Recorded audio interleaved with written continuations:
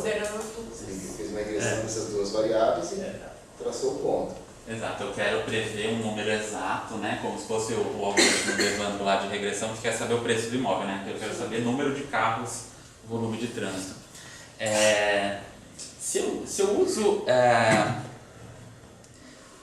eu não uso os princípios de machine learning, que basicamente é usar uma parte da base para teste, uma parte para treino, eu posso chegar nessa conclusão. Vai ser 200, né? Seguindo o padrão das terças-feiras, etc. E esse vai ser um modelo com overfit. O que quer dizer overfit? Ele está sobreajustado, ou seja, sobreajustado significa esse modelo que você criou, ele é perfeito para prever a sua própria base de dados. Se for para prever o seu Excel de 1 milhão de linhas, esse modelo é perfeito. Ele daria que é 200, porque ele está totalmente baseado no seu banco de dados.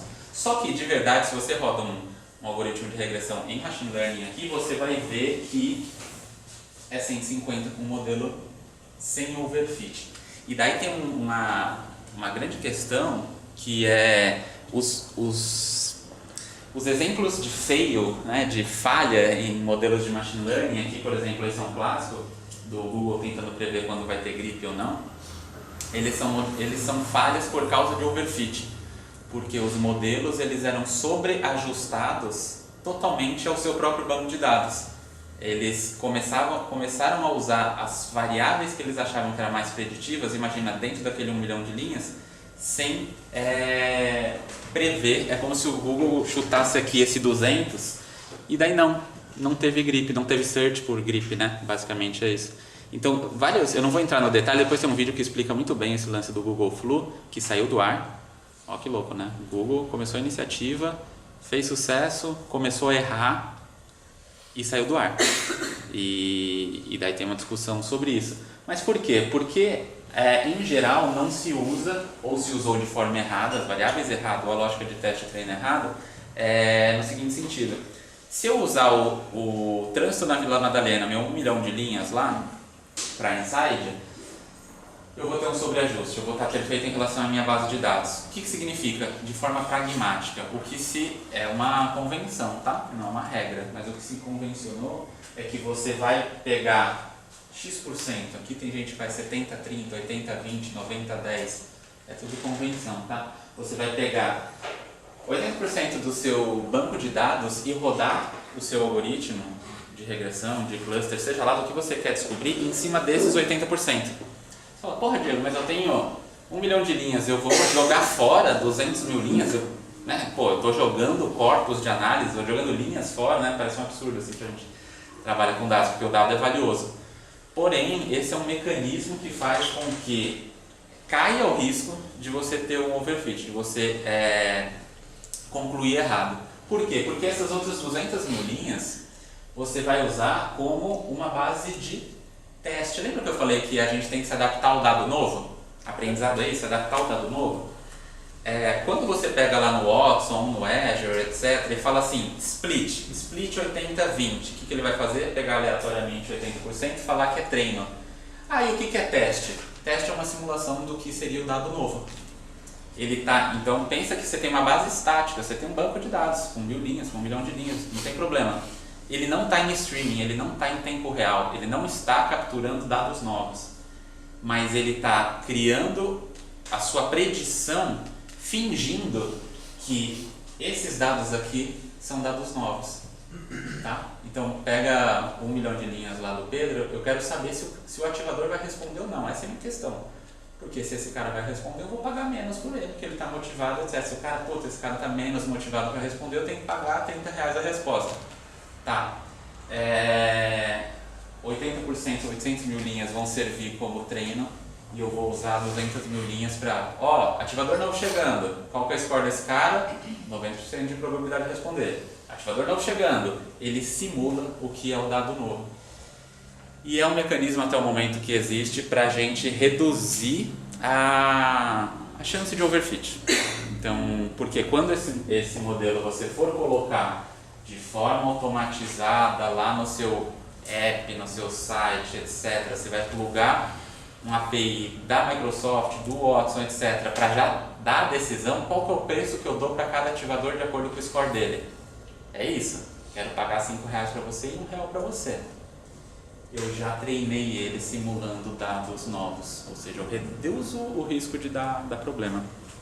Vocês já tinham ouvido sobre essa lógica do teste treino, overfit, etc? São, sim, alguns princípios clássicos assim, que se usa super, e as ferramentas estão totalmente preparadas para isso. Assim, no Azure, assim, você clica split, vou mostrar a telinha aqui para vocês. Uma tela da Microsoft dizendo tudo que eles têm lá dentro. Não está dando para ver nada, né? Não. Mas tudo bem. Dentro do software é como se você fizesse isso. Você vai fazendo um drag and drop de, bom, eu vou pegar essa base de dados, eu vou dar um split. Split de quanto? 90-10, 80-20. Agora faz o treino aqui, agora roda o teste aqui. Ele é super friendly, assim, super bem feito para facilitar o uso das pessoas, tá? O que define se o split tinha que ser de 80-10? Cara, o que eu li até o momento, assim, pode ter muito conhecimento que eu não tenho até o momento. Cara, conveniência, assim, tipo, muita gente usa 80-20. Na nossa a gente está usando 70-30 para o modelo lá dos ativadores.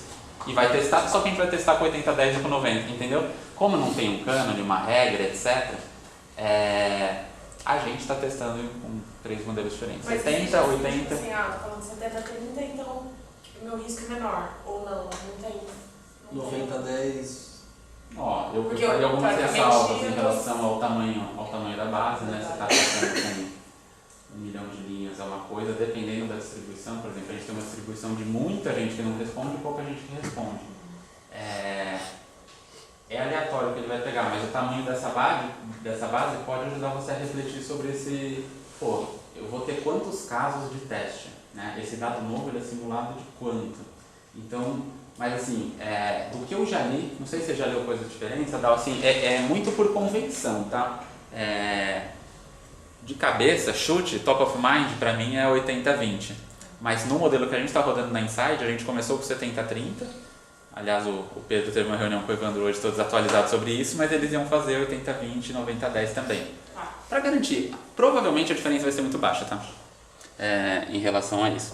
Eu vou passar aqui um pouquinho mais rápido. Quanto que seria a diferença do seno fazendo overfit? Como assim? Usando 100% como Perfeito. treino e 0 como teste. Você tem uma grande chance de errar a predição.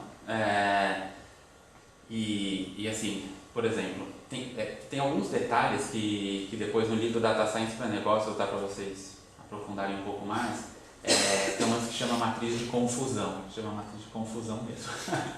E depois um númerozinho que chama ROC. O que ele te dá? Ele te dá uma predição em relação a quanto que você está acertando com um falso positivo ou um falso negativo. Porque isso de negócio para negócio muda muito. Assim, um falso positivo seria, puta, eu estou dizendo o cover lá da XP, eu estou dizendo que esse cara vai evadir, ele vai sair da XP. E eu vou lá e faço alguma ação, gasto lá R$30 de custo de retenção e retenho o cara. Porra, mas você errou, seu modelo errou. Ele não ia evadir, gastou R$30. Legal. Agora um falso negativo seria, cara, esse cara não vai evadir, fica tranquilo. E o cara sai.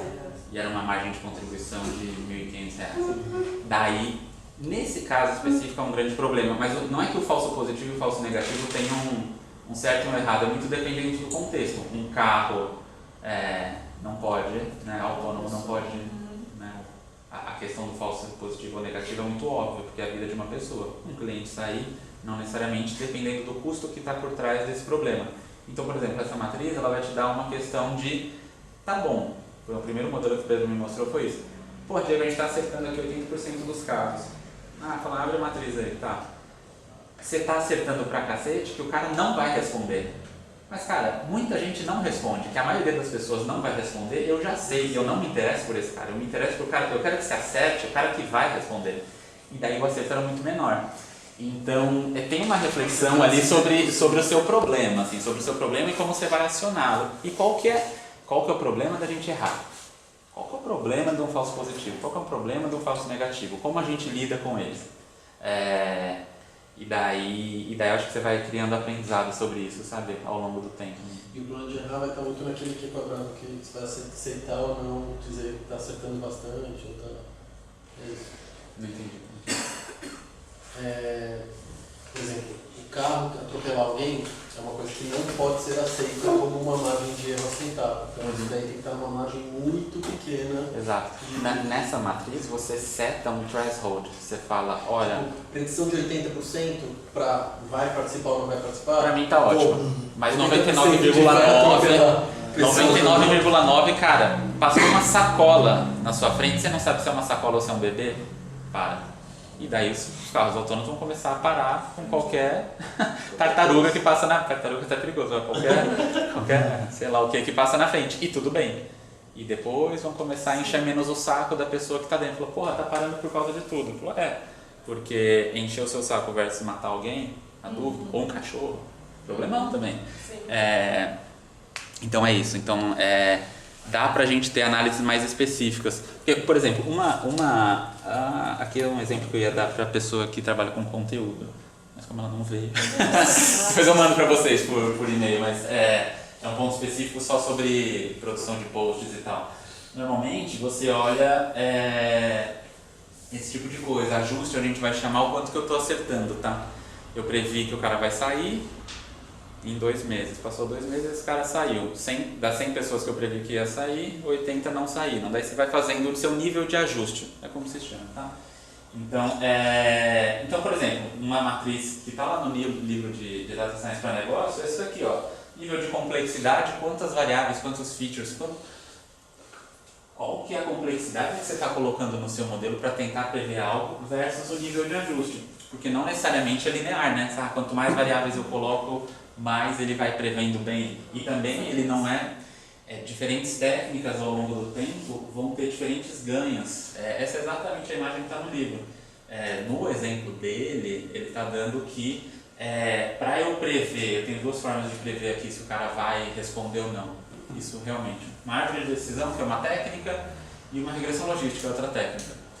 Dependendo ao longo do projeto mesmo, que você vai incluindo features aqui, vai incluindo variáveis, elas começam a prever, a regressão logística começa prevendo o pior e depois ela vira uma técnica melhor. Então tem muito mas o importante, fugir do overfit, ver o quanto que você está acertando, que é esse nível de ajuste, buscar entender o problema do falso positivo, do falso negativo, etc. Sempre retomando para a operação e para a sua estratégia, né? Assim, no fim das contas, essa é a boa parte da discussão tá aqui, mas pensa que se a gente não dominou o que a regressão, lá no exemplo do Evandro, faz, eu tenho 5 variáveis independentes, tamanho, proximidade do metrô, etc. A regressão quer me estimar quanto deve ser o preço. A regressão não quer falar sim ou não, ela quer me falar qual é o preço no número exato. O preço é R$1.500.020. Tá. Isso que uma regressão me dá. Quais são os parâmetros? Os betas, os R quadrados, etc. Se você parte para pensar um modelo de machine learning e você consegue começar a pilotar lá o Azure, o Watson, etc., sem esse entendimento pleno da sua estratégia, da estatística que você está usando, etc., o software aceita tudo, né? Você fala, algoritmo de regressão, está aqui 10 variáveis, e vai. Só que vai uma porcaria, né? Vai uma porcaria e normalmente quando você for ver aquela matriz de ajuste, quanto eu estou prevendo que o cara vai sair, que o cara vai comprar, etc., vai ser ruim. Vai ser ruim porque os princípios foram ruins, porque você errou na estatística ou pior ainda nas hipóteses da seleção das variáveis. Então vê que rodar um pacote de machine learning no Python, no R, que daí é mais um código mesmo, no Azure, etc., que é mais soft no sentido de programação, é um ponto importante. Mais importante é a gente saber brifar o cara que vai fazer isso, tá? Porque todos os princípios que a gente tratou nas aulas dão capacidade da gente pensar esse assunto. Então por isso que a gente tem que desconfiar do cara. Puta, não, eu sou especialista em machine learning, fiz um curso aqui. Falei, não, tudo bem, né? Mas assim, o especialista em Machine Learning, ele não é um especialista na estratégia e na estatística necessariamente. Pode ser o cara que domina tudo, mas ele aprendeu a rodar os pacotes, a programar, a fazer o split, a ler a matriz de ajuste, a ler a matriz de confusão, etc. Beleza, dentro de Machine Learning, que é uma derivação de tudo que a gente viu nas outras aulas, tá?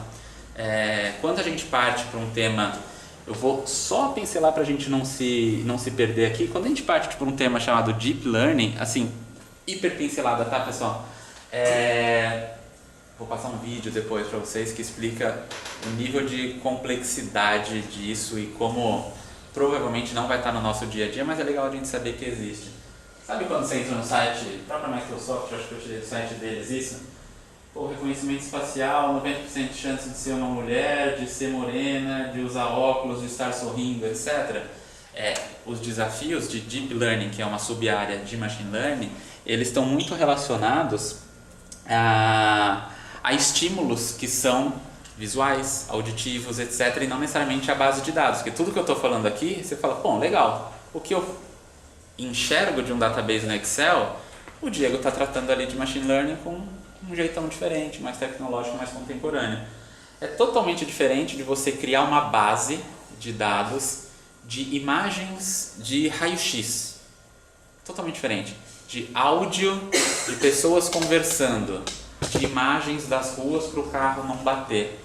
Esses estímulos que têm mais a ver com visual, com auditivo, etc., que não necessariamente são bases de dados, eles estão nessa grande área que é Deep Learning, que assim, tecnicamente, se você digitar Neural Network no YouTube, no Google, etc., é a base disso daqui, a gente não vai entrar muito, mas pode dar origem a muitas coisas bacanas, como, por exemplo, se eu vejo a foto, Bazan, camisa do Tricolor, tomando um vinho, né?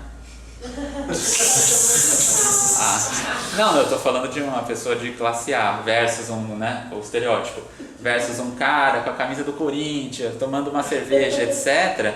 Se o sistema é capaz de reconhecer esse padrão e inferir bem uma hipótese sobre ele, a gente está falando de Deep Learning. E eu posso servir uma propaganda achando que você... Só que é o problema, eu posso achar que você é de classe A, eu posso achar que você é homossexual. E daí tem uma grande questão. Num geral, só para vocês terem uma ideia de como funciona por dentro... sobre quem faz a base de dados. Não, perfeito. O problema é esse. O problema é que tem modelos que são supervisionados, modelos não supervisionados. Depois eu trato desse outro aqui. O modelo supervisionado, você tem a resposta para aquilo.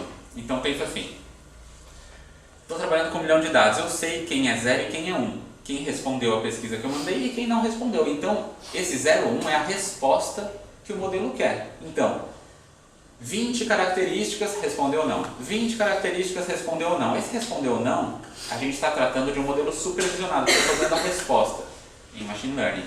Em Deep Learning vai ser a mesma coisa, só que eu vou falar foto do gato, vai estar escrito do lado, gato, ou número relacionado ao gato, né? 1. Fotos do cachorro, cachorro, gato, cachorro, 1 milhão de fotos de gato, e o sistema vai aprender que aquilo é um gato, porque você tem um label dizendo que aquilo, a resposta correta para aquilo. Então, em geral, em negócios você vai usar muito modelos supervisionados, porque a resposta é comprou, não comprou, interagiu, não interagiu, tweetou, não tweetou. Comportamento é 0 e 1, 0 e 1 vai ser a resposta do seu label supervisionado, em geral. Só tem modelos que não são supervisionados, e daí na questão é mais complexo e com mais problemas éticos. Então, por exemplo, teve um modelo que o Google, varre a internet, que é um modelo não supervisionado. Eu não tenho a resposta se é 0 ou se é 1, se é cachorro ou se é gato, se é macaco ou se não. O que o Google fez? Pegou varre a internet, todos os sites, blogs, etc. e pega fotos de coisas. Provavelmente, quando tem um cachorro num blog, vai ter a palavra, dentre os animais possíveis, vai estar escrito cachorro, não girafa. Né? Quando tem um cara com a camiseta de São Paulo, vai estar mais escrito São Paulo do que Corinthians, né? Porque normalmente é meio foto-legenda, né? A pessoa está falando lá. Então, isso é um aprendizado não supervisionado. Ninguém está indo lá no olho falar isso é gato ou cachorro. Não tem uma base que me diz isso. O sistema aprende a partir dos estímulos que estão dados em algum lugar, mas sem esse cross-check e sem esse reinforcement, já fazendo paralelo, que é, por exemplo, sei lá, chatbot me deu uma resposta. Daí ele fala, cara, isso foi útil ou não? Eu falo, cara, não. Ou seja, tem um elemento humano aqui, dando um feedback para o sistema que se realimenta, mesmo que ele tiver feito uma besteira, sendo supervisionado, não supervisionado, ele está te perguntando, quem leu esse livro também leu esse. Essa informação te ajudou? Pode ver que todos esses sites de empresas de tecnologia, etc., nos tutoriais, tudo vai ter, isso ajudou ou não, isso foi útil de 0 a 10, etc. O que eles estão fazendo? Eles estão reforçando ou realimentando o algoritmo a partir do feedback. O não supervisionado, o que aconteceu? Só para dar o extremo do exemplo. Foi um menino de 8 anos nos Estados Unidos e o Google criou um sisteminha aqui, ó, joga uma foto aqui. Daí você joga a foto, daí o Google responde, isso é um gato. Nossa, joga uma foto aqui, isso é um cachorro, e era um cachorro. Daí o menino fez o quê? Jogou a foto dele. O que apareceu? Isso é um macaco. E assim, e o menino, Google, não sei o que, não sou um macaco, coitado, criança, assim. Mas o que aconteceu? O não supervisionado, ele responde aos estímulos que foram dados para ele, sem o 0 e 1, sem o correto ou incorreto, isso é macaco, isso é criança.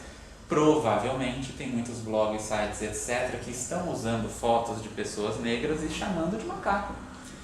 E o não supervisionado, portanto, de alguma forma, devolve para o algoritmo o preconceito, o viés. Nesse caso foi preconceito, mas pode ser qualquer outro tipo de viés da base de dados que reflete a sociedade. Então, cara, não dava. Hoje, quando a gente conta, fala, mas é óbvio que vai ter gente racista, é óbvio que vai... Mas você acha que o cara que criou o sistema estava com isso na cabeça? Ele tem culpa por ter criado um sisteminha que prevê animais? Essa é a questão ética, né? Que ainda está sendo conversado, assim, e é um papo que a gente está querendo puxar lá junto com o Leleva, que é da aula de ética na USP, porque as pessoas não estão sendo nem preparadas para entender o que é algoritmo na graduação. Imagina fazer perguntas éticas interessantes em relação ao algoritmo que eles vão operar nas empresas. Normalmente você vai take for granted, assim, né? Você não vai fazer perguntas, mas provavelmente problemas como esse vão começar a acontecer principalmente em modelos não supervisionados. Uma dessas coisas de reforço é aquela coisa quando você vai acessar um site ou fazer uma votação e te perguntar onde tem números, onde tem carros. Aquele sistema de CAPTCHA, só que é uma imagem. Ele está tentando fazer o reforço de o lugar acertou que aqui tem carros, aqui tem imagens. Eu nunca associei com isso. Para mim era mais um sistema mais seguro, diferente não sou um robô, só que... Todo esse CAPTCHA, desde aquele que era letrinhas e tudo mais, ele está ajudando a alimentar uma base de sim, a máquina está lendo direito ou está fazendo direito. Assim. Cara, pode ser realmente. Agora, falando do vídeo que eu vou mandar para vocês, não vai dar tempo de passar agora, ele fala isso. Como a gente consegue reconhecer que isso é um set? E daí ele tem toda uma lógica de, basicamente, destrinchar isso em pixels e que compõem algumas imagens um pouquinho maior, que você acerta a probabilidade disso ser 7 e não 5, porque os pixels eles se compõem de uma forma em escalas de cinza, né? Do brancão até o pretão, um 7 tem um jeito na composição desses pixels, um 5 tem outro, né? Por isso o nível de complexidade. Então sim, pode ter algo realimentando ali o que é um 7, o que é um carro, o que é uma igreja, o que é... Mas não sei, de verdade. Mas isso aqui é mais a parte de dentro, assim, né? O como. Em geral, os modelos são supervisionados, tá? Você tem o dado de comportamento, você tem o dado das pessoas, e a grande discussão ela é anterior ao modelo de machine learning, tá? Vai ter algumas diferenças de nomenclatura, etc., mas é muito fácil de pegar entrando num blog. Para você ver esse cross-check, a regressão aqui, como que eu uso no Azure, isso vai ser mais tranquilo. O grande lance é você saber criar as variáveis, pensar qual tipo de algoritmo eu tenho que usar, o que eu vou fazer com essa informação e tudo mais, que é basicamente o rumo das aulas anteriores, né? que a gente está potencializando um jeito nosso de ser mesmo, né? Com isso. A gente teve o caso da Microsoft que do tweet o nazista.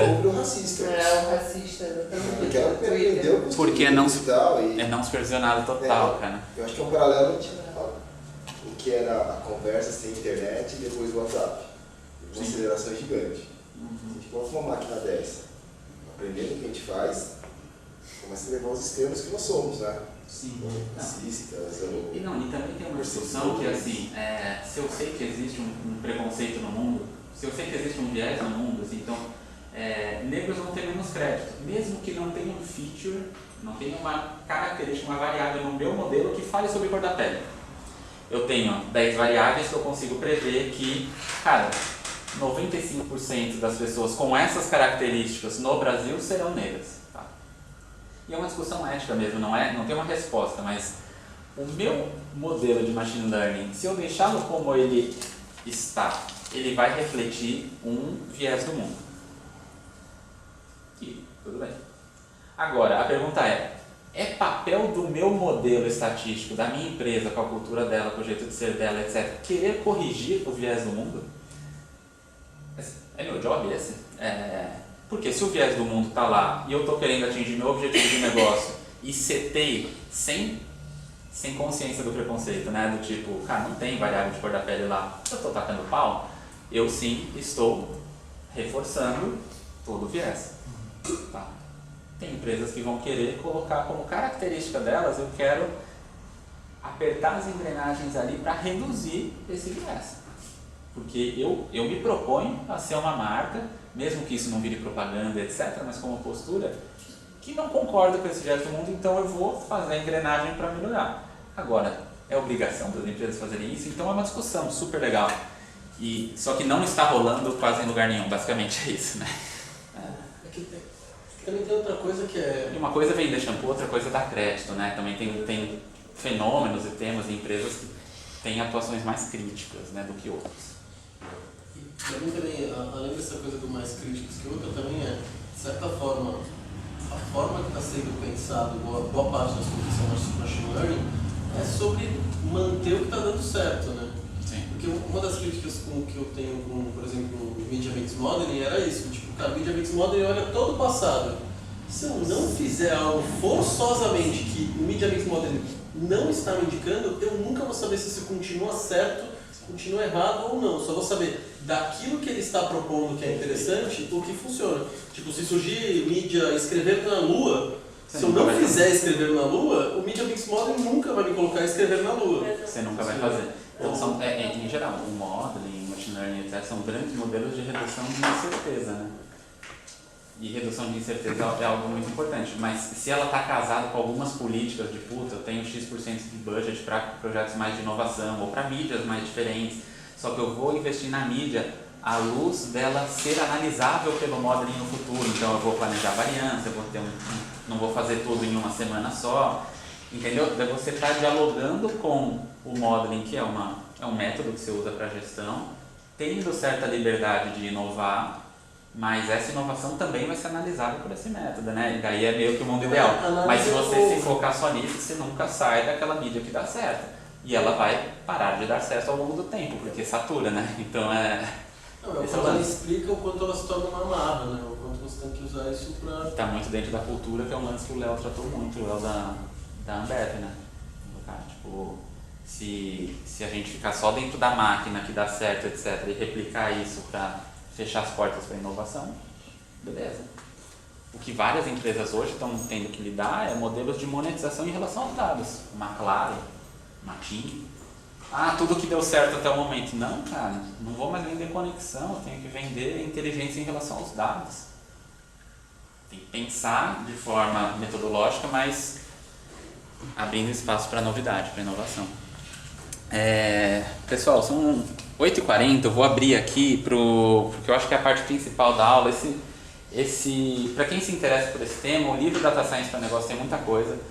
Tem muita coisa boa na internet sobre machine learning, etc. E para quem quer pôr mais a mão na massa, tá?